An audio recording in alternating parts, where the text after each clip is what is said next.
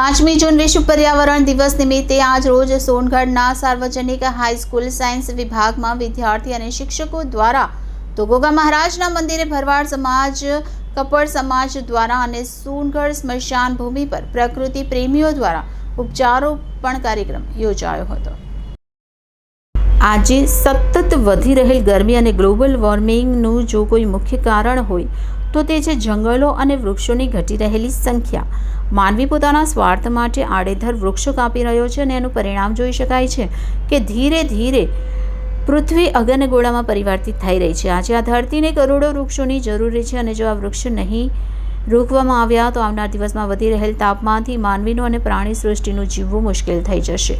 ત્યારે આજે 5મી જૂને સોનગઢના પ્રકૃતિ પ્રેમીઓ અને વિદ્યાર્થીઓ દ્વારા પર્યાવરણને હર્યુંભર્યું બનાવવાના સંકલ્પ સાથે વૃક્ષારોપણનો કાર્યક્રમ કરવામાં આવ્યો, જેમાં સાયન્સ વિભાગ, સાર્વજનિક હાઈસ્કૂલ સોનગઢમાં વિદ્યાર્થીઓ અને શિક્ષકો દ્વારા તો સોનગઢ સ્મશાન ભૂમિ પર અગ્રવાલ સમાજ, સામાજિક વનીકરણ વિભાગ સોનગઢના સહયોગથી સ્મશાન ભૂમિના ટ્રસ્ટીઓએ વૃક્ષારોપણ કર્યું અને અહીં વૃક્ષોની જાળવણી કરનાર બહેનને રાશનની કીટ પણ આપી। જ્યારે સોનગઢના રમણીય સ્થળ એવા ગોગા બાપાના મંદિરે ભરવાડ સમાજ અને કપૂર સમાજ મહિલા મંડળ સાથે વૃક્ષારોપણ કાર્યક્રમ યોજાયો।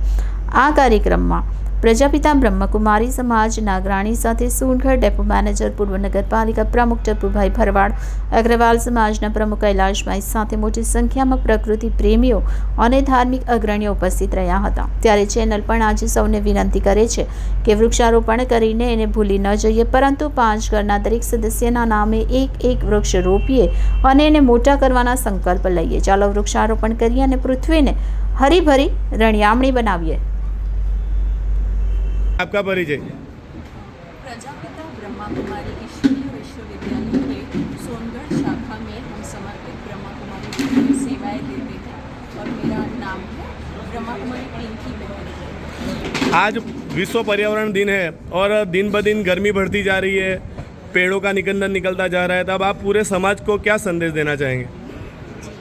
समाज के लिए इतना ही संदेश है कि पर्यावरण जो बाहर हमें बिगड़ा हुआ दिख रहा है, इसका कारण है हमारा आंतरिक पर्यावरण पहले बिगड़ गया है। तो हमारा जो आंतरिक पर्यावरण है, हमारा मानसिक प्रदूषण हमें ख़त्म करना पड़ेगा, हमारे विचारों में, हमारे भावनाओं में, और यहाँ तक कि हमने जो दृष्टिकोण बना लिया है दूसरों के बारे में, इस दृष्टिकोण को हमें पहले पॉजिटिव बनाना पड़ेगा। इसके अंदर जो मैल है, बुराइयाँ हैं, इसे ख़त्म करना पड़ेगा।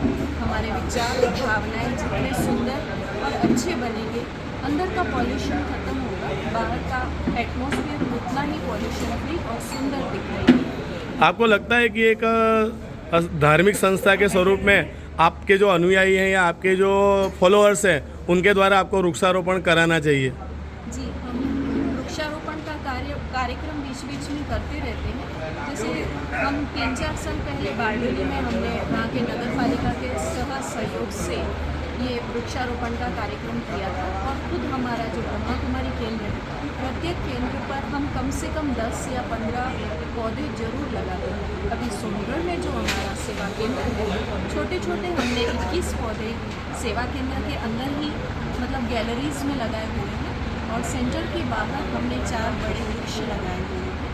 और जो बाहर बड़े 4 वृक्ष हैं और नगर पालिका के, सोनगढ़ नगर पालिका के सहयोग से और हमारे अनुयायी, जैसे कि पूछा गया, ये दोनों प्रकार के पर्यावरण का ध्यान देते हैं। पौधे, हर एक भाई बहनों को हम प्रेरित करते हैं कि आप पौधे लगाइए, पर्यावरण की रक्षा कीजिए और मानसिक संतुलन भी, मानसिक जो पर्यावरण है उसे भी प्रदूषण से मुक्त बनाए रखने की हम प्रेरणा देते हैं। जी, धन्यवाद। आपનો પરિચય? મારું નામ કૈલાસકુમાર સોરલા અગ્રવાલ છે, હું અગ્રવાલ સમાજ સોનગઢનો પ્રેસિડેન્ટ છું। આજ રોજ જે 5મી જૂન વિશ્વ પર્યાવરણ દિવસ નિમિત્તે ગોગા મહારાજ મંદિરે જે વૃક્ષારોપણનો કાર્યક્રમ રાખવામાં આવ્યો છે, ત્યારે આપ લોકોને શું સંદેશો આપશો? હું લોકોને એક જ સંદેશ આપીશ કે તમે ઘરે ઘર ગામે ગામ વૃક્ષારોપણ કરો। આગાડી તો એની જરૂર પડવાની છે, એના વગર કોઈ ગતિ થવાની નથી। આજે હમણાં જે ગરમી પડશે, તાપ પડશે ભયંકર, એનાથી જો બચવું હોય તો તમારે વૃક્ષારોપણ જ કરવું પડશે। સમગ્ર અગ્રવાલ સમાજ એવું કોઈ સંકલ્પ લેશે કે તમે બીજા સમાજને પર પ્રેરણા પૂરી પાડી શકો વૃક્ષારોપણ ક્ષેત્રે?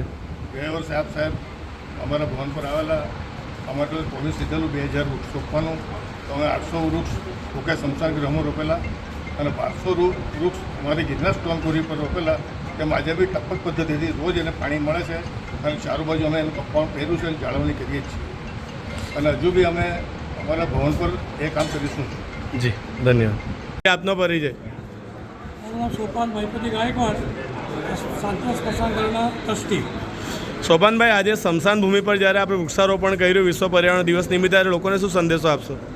અને લોકોને અને સરકારને એ જ કહેવું છે, મારા સારું મીડિયા માધ્યમથી અને સાહેબના માધ્યમથી મારે એક સૂચન આપવું છે કે આપણે દર વર્ષે કે આપણે રોજે રોડ બનતા હોય એ રોડનું પ્લાનિંગ છેલ્લા 15 થી 20 વર્ષથી ચાલતું હોય તો રોડ બને ત્યારે બધા ઝાડવા કાપવામાં આવે છે.